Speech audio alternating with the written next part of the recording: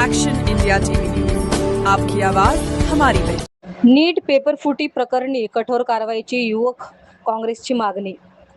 पांढरकवडा देशभर गाजत असलेल्या नीट पेपर फुटी प्रकरणाच्या निषेधार्थ पांढरकवडा शहर युवक काँग्रेसच्या वतीने उपविभागीय अधिकारी केडापूर यांना निवेदन देण्यात आले। युवक काँग्रेसचे अध्यक्ष संतोष वसंत राऊत यांच्या नेतृत्वात हे निवेदन सादर करण्यात आले।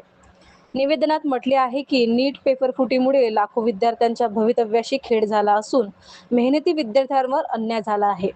शिक्षण व्यवस्थेतील भ्रष्टाचारामुळे गरीब, ग्रामीण व मध्यमवर्गीय विद्यार्थ्यांचा विश्वास डळमळीत झाला असल्याचेही नमूद करण्यात आले आहे।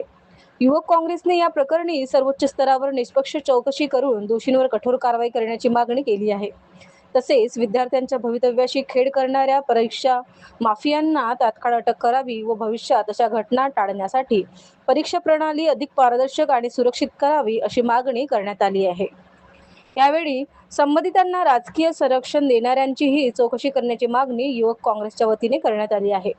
यावेळी अमर पाटील, माजी तालुका अध्यक्ष, तालुका काँग्रेस अध्यक्ष प्रेम राठोड, शहर काँग्रेस अध्यक्ष अनिस ओसवाल, पांढरकवडा युवक काँग्रेस अध्यक्ष संतोष राऊत, महिला शहर काँग्रेस अध्यक्ष दमयंती ठाकरे, तालुका महिला काँग्रेस अध्यक्ष टेकाम ताई, तालुका युवक काँग्रेस अध्यक्ष प्रफुल्ल रेकुलकर, आदिवासी जिल्हा काँग्रेस अध्यक्ष ॲडव्होकेट अनिल कनाके, इकराम अली, दत्तात्रय ठाकरे सर, मानव समिती अध्यक्ष अयूब शेख, ॲडव्होकेट खुशाल शेंडे, विनोद देशमुख, मस्जिद बैलीम, भैया ठमके, करीम मामू, ताजुद्दीन काझी सर, वैभव गुरनुले, तारिक अनवर आणि सोनू शेख उपस्थित होते।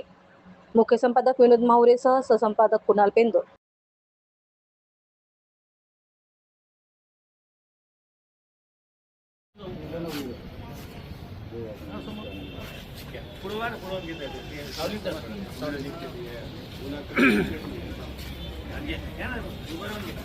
महिला मंडळ बाजूला वकील साहेबांचं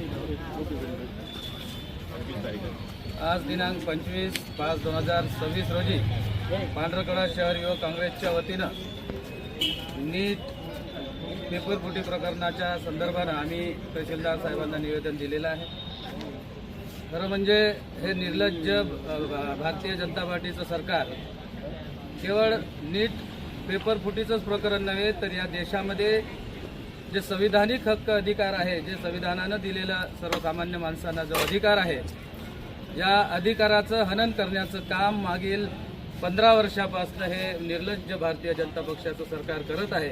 म्हणून पांढरकवडा शहर युवक काँग्रेसच्या वतीनं, आदिवासी काँग्रेसच्या वतीनं, महिला काँग्रेसच्या वतीनं आम्ही आज या भारतीय जनता पार्टीचं निषेध व्यक्त करत आहोत।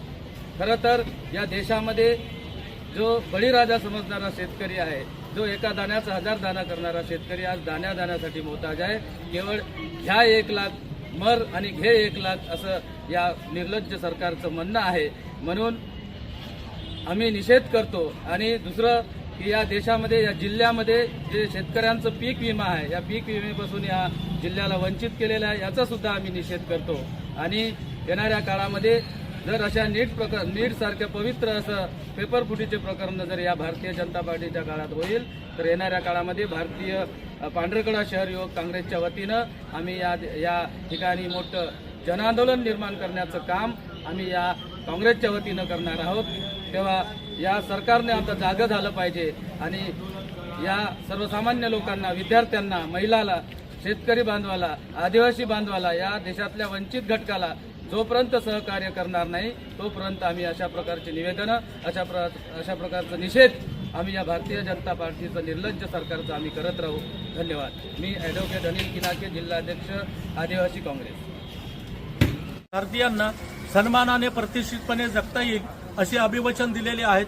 समान संधी, बंधुभाव अशी अनेक चर्चा घटनेमध्ये नमूद केलेली आहेत। परंतु 2014 पासून भारतीय राज्यघटनेच्या कलम अंतर्गत भारतीय जनता पार्टीने बेरोजगारांना रोजगाराची संधी न देता आर्थिकदृष्ट्या बेरोजगार हा दुर्बळ होऊन आत्महत्यासारखे प्रकार करीत आहे आणि यावरती प्रशासनाचं दुर्लक्ष आहे। अतिशय गंभीर बाब आहे।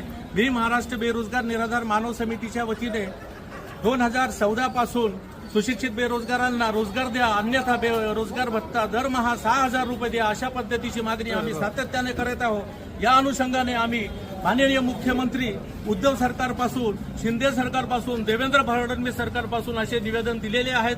जोपर्यंत बेरोजगारांना रोजगार मिळणार नाही तोपर्यंत बेरोजगार भरता देण्यात यावे अशा पद्धतीची मागणी महाराष्ट्र बेरोजगार निराधार मानव समितीच्या वतीने करण्यात येत आहे. राष्ट्रीय अध्यक्षा प्राध्यापिका मंजुषा त्रिपुरे, संस्थापक अध्यक्ष अय्यूब शेख.